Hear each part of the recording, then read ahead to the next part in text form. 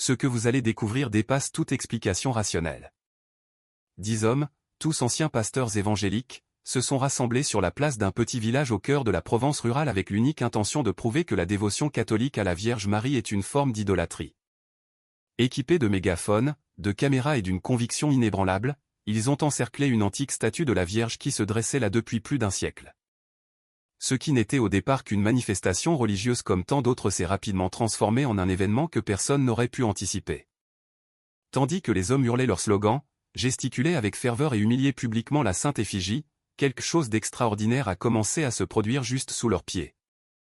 Au niveau de la fontaine du village qui entourait la base de la statue, un phénomène inexplicable a pris forme.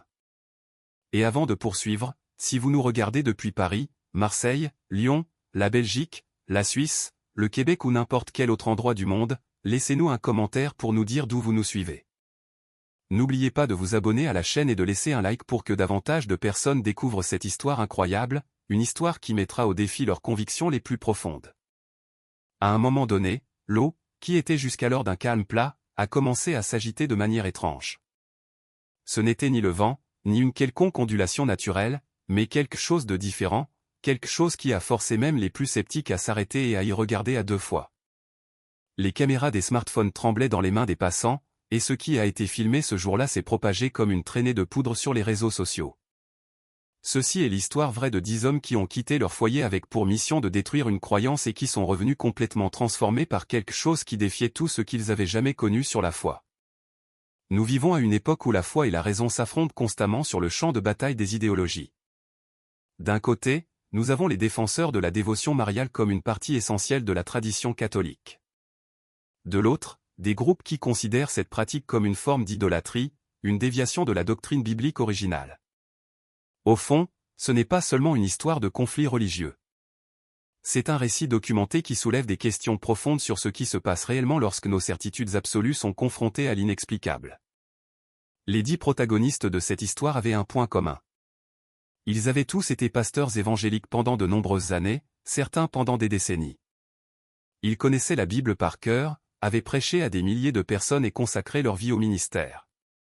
Mais quelque chose les avait amenés à quitter leurs églises respectives, et c'est ce même quelque chose qui avait allumé en eux une mission quasi obsessionnelle, dénoncer ce qu'ils percevaient comme l'erreur doctrinale de l'Église catholique.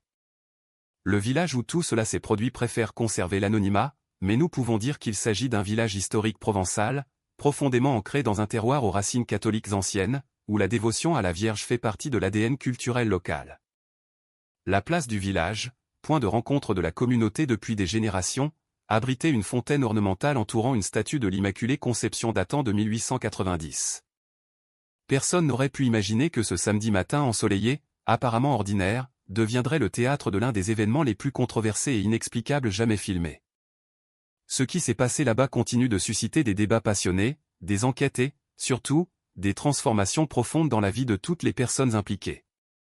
Pour comprendre ce qui s'est passé ce samedi matin, il faut savoir qui étaient ces 10 hommes et ce qui les a conduits sur cette place. Stéphane Durand, 52 ans, avait été le premier à quitter le ministère. Pendant 28 ans, il avait dirigé l'une des plus grandes églises pentecôtistes de la région, avec 3 services le dimanche et plus de 2000 fidèles. Son départ fut soudain et choquant pour la communauté évangélique locale. « J'ai commencé à tout remettre en question », a-t-il révélé plus tard. L'évangile de la prospérité, les dîmes exorbitantes, les promesses vides. Mais surtout, j'ai commencé à douter de notre positionnement par rapport aux autres dénominations chrétiennes. Nicolas Lefebvre, 47 ans, avait une histoire similaire. Ancien pasteur d'une église baptiste réformée, il s'était spécialisé en apologétique, l'art de défendre la foi chrétienne avec des arguments rationnels. Sa chaîne YouTube comptait plus de 100 000 abonnés, où il débattait régulièrement avec des catholiques sur la dévotion mariale, le purgatoire et l'intercession des saints. Je connaissais toutes les réponses par cœur, raconta-t-il. Je pouvais citer des versets bibliques en cascade pour prouver que la vénération de Marie était antiscripturaire. J'étais absolument certain d'être du côté de la vérité. Les 8 autres hommes venaient d'horizons divers mais complémentaires. Fabien Dubois avait été pasteur d'une assemblée de Dieu pendant 15 ans. Olivier Mercier dirigeait une église méthodiste. Sébastien Bernard était connu comme l'un des prédicateurs itinérants les plus demandés du milieu évangélique, parcourant toute la France. Chacun d'eux, à différents moments de leur vie, avait commencé à questionner non seulement sa dénomination spécifique, mais les fondements même du protestantisme moderne. Ce qui a réuni ces 10 hommes, c'est un groupe WhatsApp créé par Stéphane. Au début, c'était juste un espace où les ex-pasteurs pouvaient évacuer leur frustration sur la difficulté de reconstruire leur vie après avoir quitté le ministère. Perdre son identité pastorale est un choc terrible. C'est plus que perdre un emploi, c'est se perdre soi-même. Leur famille les voyait différemment. Leur communauté les traitait en traîtres. Certains avaient perdu leur mariage, des amitiés de plusieurs décennies et toute la structure sociale qu'ils avaient bâtie. Mais le groupe est devenu quelque chose de plus intense. Les conversations sur les difficultés personnelles se sont progressivement transformées en débats théologiques profonds. Et de tous les sujets abordés, un est devenu obsessionnel, la question de Marie. Nous voulions prouver que nous n'avions pas eu tort de partir, expliquait Nicolas. Et nous pensions que la meilleure façon de le faire était d'exposer les erreurs de l'Église catholique. Si nous pouvions démontrer que la dévotion mariale était une pure idolâtrie, cela validerait nos décennies de service dans le ministère évangélique. Pendant 6 mois, le groupe s'est préparé. Ils ont étudié les conciles de l'Église, les écrits des pères de l'Église, les dogmes mariales, l'histoire du culte marial. Ils ont tout lu, sources catholiques et protestantes. Ironiquement, plus ils étudiaient, plus ils se sentaient armés contre la dévotion catholique. L'idée de la manifestation publique est née lors d'une conversation matinale. L'un des membres du groupe a suggéré, et si nous faisions une manifestation publique, quelque chose qui deviendrait viral, qui ferait réfléchir les gens? La proposition initiale était de le faire devant une grande cathédrale dans une métropole, mais ils ont décidé qu'un lieu plus petit aurait un impact plus fort, un petit village traditionnel où le catholicisme faisait partie de l'identité locale. Ils ont choisi cette place spécifique pour des raisons symboliques. La statue de l'Immaculée Conception était là depuis 135 ans. Elle avait survécu à des réformes urbaines, à des changements politiques et même à une tentative de démolition dans les années 1970. Pour les habitants, cette statue n'était pas seulement une statue, c'était un symbole d'identité, d'histoire, d'une foi partagée à travers les générations. Les 10 hommes sont arrivés tôt ce samedi-là. Vers 8 heures du matin, ils ont garé une camionnette dans une rue adjacente à la place. Ils avaient des banderoles avec des phrases comme « Marie ne sauve pas »,« Jésus est le seul médiateur » et « L'idolâtrie déguisée en dévotion ». Ils avaient des mégaphones, une petite table avec des tracts et, surtout, plusieurs smartphones positionnés pour tout filmer. Le plan était simple, entourer la statue, prononcer un sermon public expliquant pourquoi la dévotion mariale est anti-biblique, puis poser un acte symbolique, couvrir la statue d'un drap noir tout en priant pour la « libération » du village de ce qu'ils appelaient l'hérésie. La fontaine autour de la statue fonctionnait normalement ce matin-là. C'était une fontaine circulaire d'environ 5 mètres de diamètre, l'eau jaillissant de petites busses sur le pourtour et s'écoulant doucement vers le centre avant d'être recyclée. L'eau était limpide, reflétant le ciel bleu de cette matinée d'hiver provençal. Nous nous sommes positionnés autour de la fontaine, se souvient Stéphane. J'étais chargé du sermon principal. Les autres devaient intervenir avec des témoignages et des citations bibliques. Tout était chronométré. La manifestation devait durer exactement 40 minutes. Ce qu'ils n'avaient pas prévu, c'était la réaction des habitants. En quelques minutes, une foule a commencé à se former. D'abord les commerçants qui ouvraient leurs boutiques, puis les passants. Bientôt, il y avait plus de 100 personnes, et le nombre ne cessait de croître. La tension a commencé à monter. Certains criaient, leur demandant de partir. D'autres faisaient le signe de croix de manière répétée. Quelques femmes ont commencé à réciter le chapelet à voix haute, comme pour créer une barrière spirituelle contre ce qu'elles percevaient comme un sacrilège. C'est à ce moment-là que Stéphane a saisi le mégaphone et a commencé son sermon. La voix de Stéphane Durand, amplifiée par le mégaphone, a résonné sur la place, brisant la quiétude matinale du village historique. Mes frères et sœurs, nous ne sommes pas venus ici avec la haine, mais avec l'amour de la vérité. Sa voix avait cette cadence pastorale qui trahissait des décennies d'expérience en chair. Pendant des années, j'ai été pasteur. J'ai prêché l'évangile, j'ai baptisé des centaines de personnes, j'ai célébré des mariages et des funérailles. Mais aujourd'hui, je suis ici en tant qu'ex-pasteur qui aime toujours Jésus-Christ. Et c'est au nom de cet amour que je dois vous dire, vous êtes trompés. La foule a réagi avec un mélange d'indignation et de curiosité. Certains huaient, d'autres se rapprochaient pour mieux entendre. des téléphones portables se sont levés, enregistrant la scène. À l'ère des réseaux sociaux, cela avait le potentiel de devenir viral. Nicolas Lefebvre se tenait à côté de Stéphane, une grande Bible ouverte à la main. Les 8 autres formaient un cercle stratégique autour de la fontaine, isolant la statue du reste de la place. C'était une formation presque militaire, clairement répétée. « Regardez cette statue » a poursuivi Stéphane, pointant un doigt accusateur vers l'effigie de la Vierge. Combien d'entre vous se sont agenouillés devant elle? Combien ont allumé des cierges?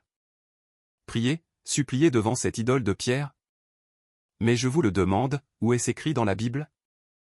C'est alors que Nicolas a commencé à citer des versets, sa voix également amplifiée par un autre mégaphone, Exode, chapitre 20, verset 4, « Tu ne te feras point d'image taillée, ni de représentation quelconque des choses qui sont en haut dans les cieux. » Dieu interdit l'idolâtrie, mes amis.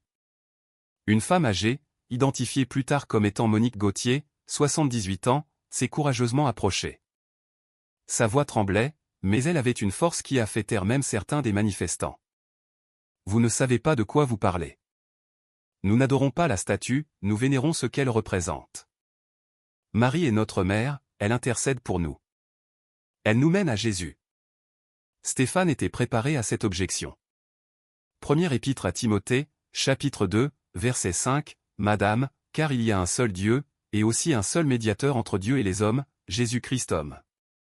Nous n'avons pas besoin de Marie pour aller à Dieu. Jésus est suffisant. » Le débat théologique s'enflammait. D'autres personnes s'en sont mêlées.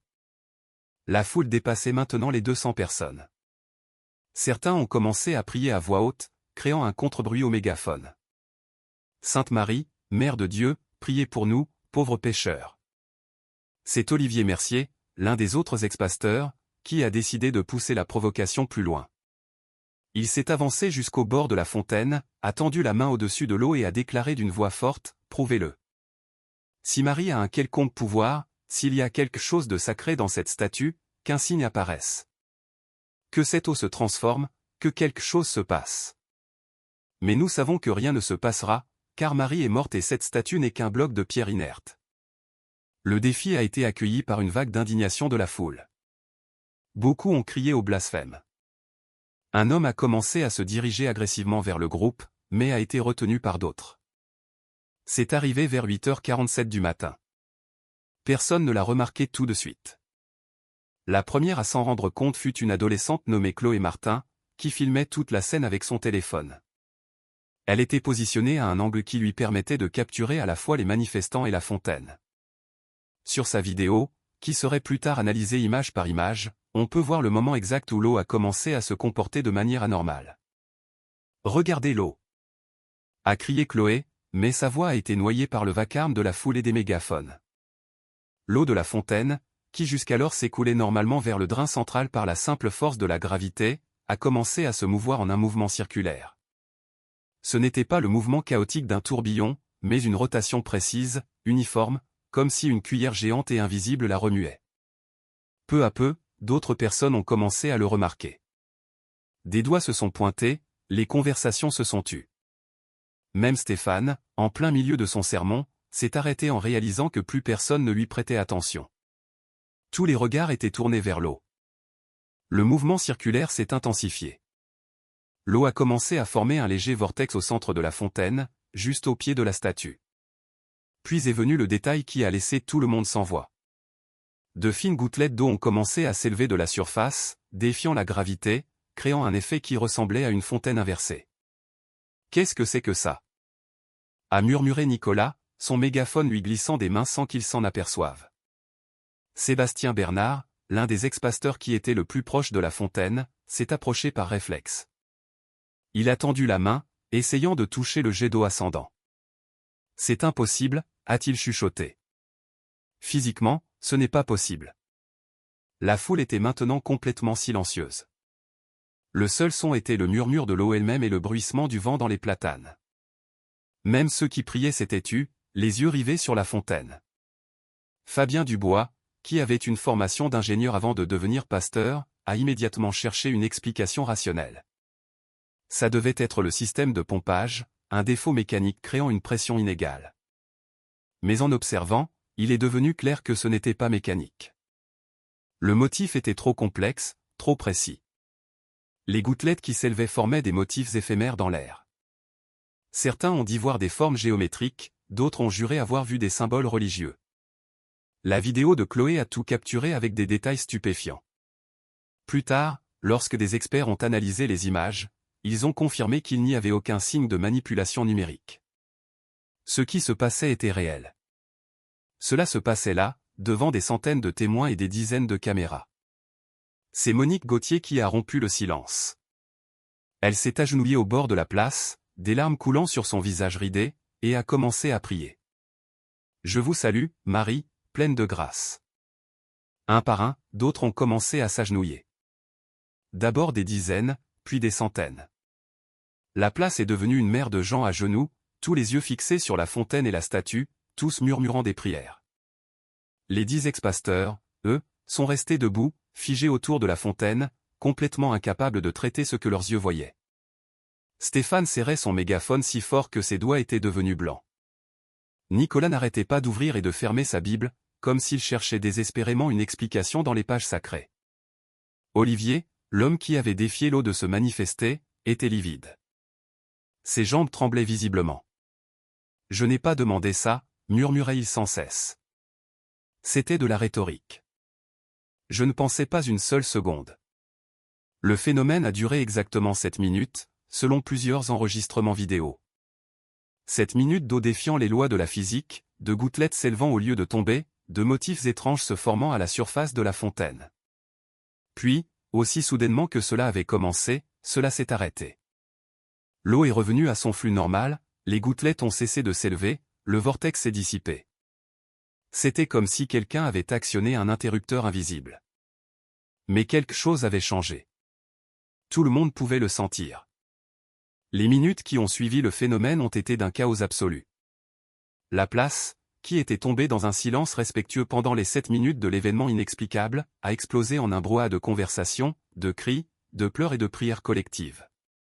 Monique Gauthier était toujours à genoux, maintenant entourée d'un groupe d'autres femmes qui égrenaient leur chapelet avec une ferveur renouvelée. Certains ont couru chez eux pour chercher des bougies, des fleurs et des ex-votos. D'autres, sur leur téléphone, partageaient déjà les vidéos avec des légendes comme « Miracle en direct » et « La Vierge répond au défi ». Les 10 ex-pasteurs étaient toujours près de la fontaine, mais ils n'avaient plus l'assurance des manifestants. Ils ressemblaient à des naufragés s'accrochant à une épave, cherchant désespérément quelque chose de solide à quoi se raccrocher. Stéphane a été le premier à tenter de reprendre le contrôle. « Les gars » a-t-il appelé les 9 autres.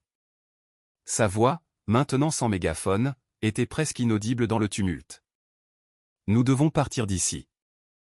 Maintenant. » Nicolas était assis sur le rebord de la fontaine, sa Bible toujours ouverte sur ses genoux, mais ses yeux fixaient le vide, regardant l'eau maintenant normale.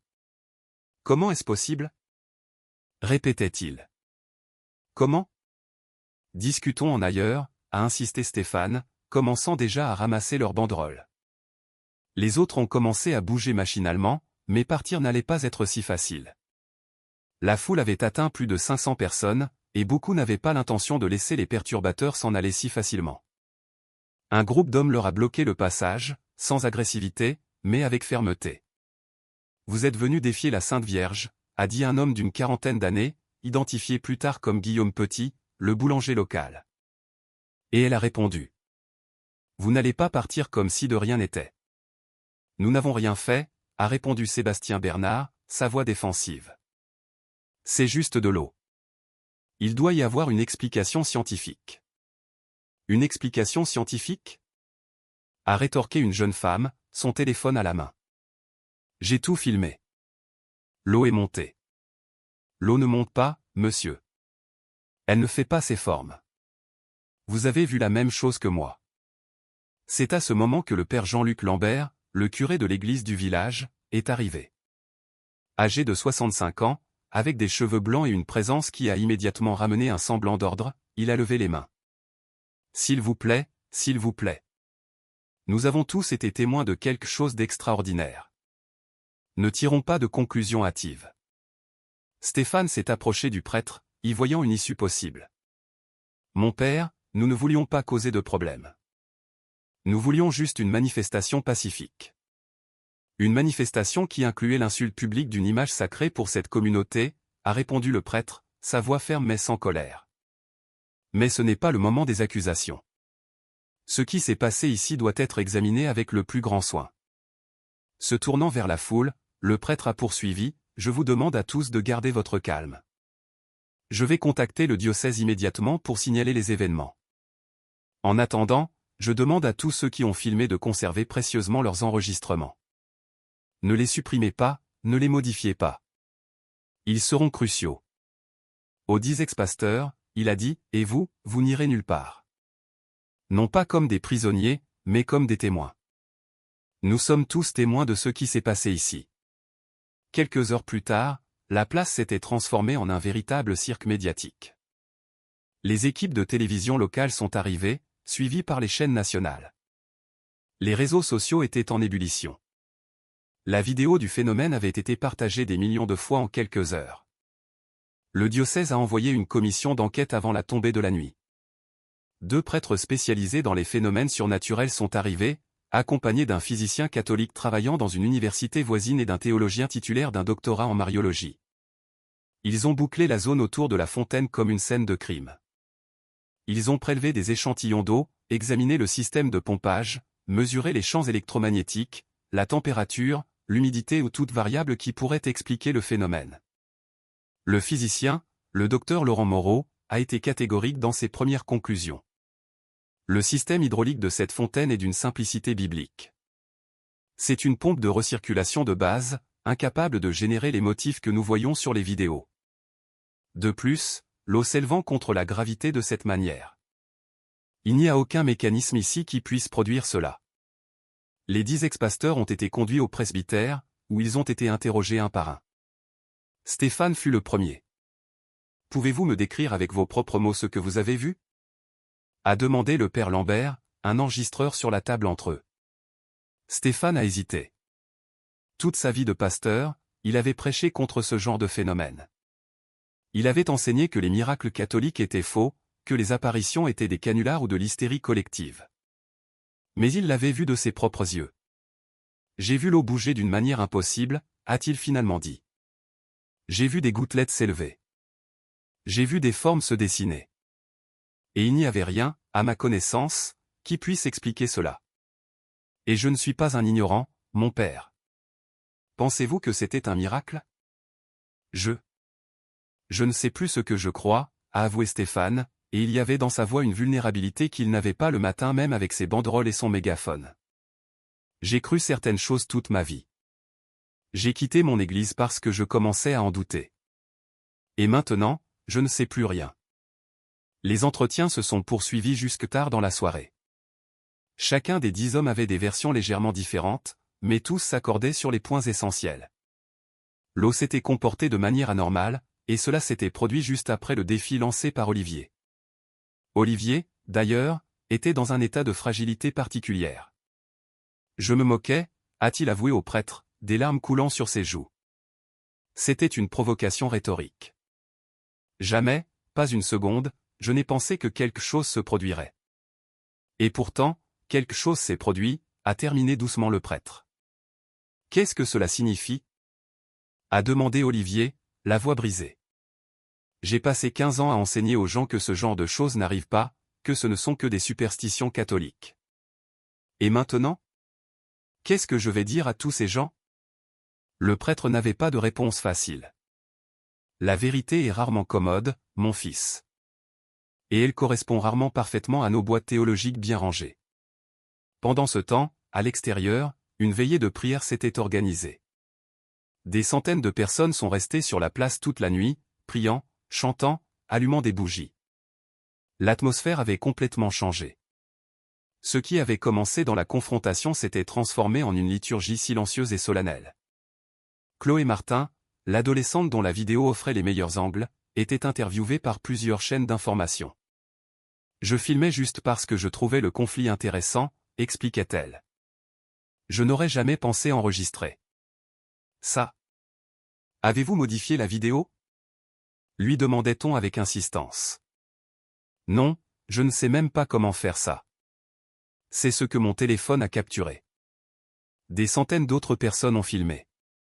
Toutes les vidéos montrent la même chose. Et c'était vrai. Au fur et à mesure que d'autres vidéos émergeaient, sous différents angles, provenant de différents appareils, il est devenu clair qu'il ne s'agissait pas d'une manipulation. Quelque chose s'était réellement passé à cette fontaine. Les jours qui ont suivi ont été une période de transformation profonde, non seulement pour les 10 ex-pasteurs, mais pour tout le village et, progressivement, pour les gens du monde entier qui suivaient l'histoire sur les réseaux sociaux. Le diocèse, suivant le protocole rigoureux de l'Église catholique pour l'enquête sur de possibles phénomènes surnaturels, a fait appel à une équipe encore plus grande. Elle comprenait des experts en hydraulique, des physiciens spécialisés en dynamique des fluides, des ingénieurs, des théologiens et même un groupe de sceptiques professionnels dont le travail consistait à démystifier les fausses allégations de miracles. Tous sont arrivés à la même conclusion, il n'y avait aucune explication naturelle pour ce qui s'était passé. J'ai examiné l'ensemble du système, a expliqué l'ingénieur Marc Fournier, un sceptique autoproclamé venu dans l'espoir de résoudre l'énigme. La pompe, les tuyaux, la structure de la fontaine. Il n'y a aucun mécanisme capable de produire cet effet. De plus, nous avons analysé les vidéos image par image. L'eau défie littéralement la gravité. Je ne peux pas l'expliquer. Des échantillons d'eau ont été envoyés à des laboratoires de 3 universités différentes. Tous ont donné le même résultat, de l'eau ordinaire, avec la composition minérale typique de la région. Rien de spécial, sauf que cette eau ordinaire avait fait quelque chose d'extraordinaire. Pour les 10 pasteurs, ce furent les jours les plus difficiles de leur vie. Stéphane ne pouvait pas dormir. Il passait ses nuits à faire les 100 pas dans le presbytère où il logeait, luttant avec des questions qui ébranlaient les fondements même de tout ce en quoi il avait jamais cru. Si c'est vrai, disait-il souvent à Nicolas lors de conversations nocturnes, alors qu'est-ce qui était faux dans ce que j'enseignais? Combien d'années ai-je mené les gens sur un chemin qui n'était peut-être pas le seul? Nicolas, l'apologiste qui avait toutes les réponses, voyait maintenant ses constructions théologiques s'effondrer. J'ai argumenté contre tout, a-t-il admis. Contre la transsubstantiation, le purgatoire, l'intercession des saints, la vénération de Marie. Je pouvais débattre avec n'importe quel catholique et gagner par la logique et les versets bibliques. Mais ce qui s'est passé ici, ce n'est pas un argument. C'est un fait. Je l'ai vu.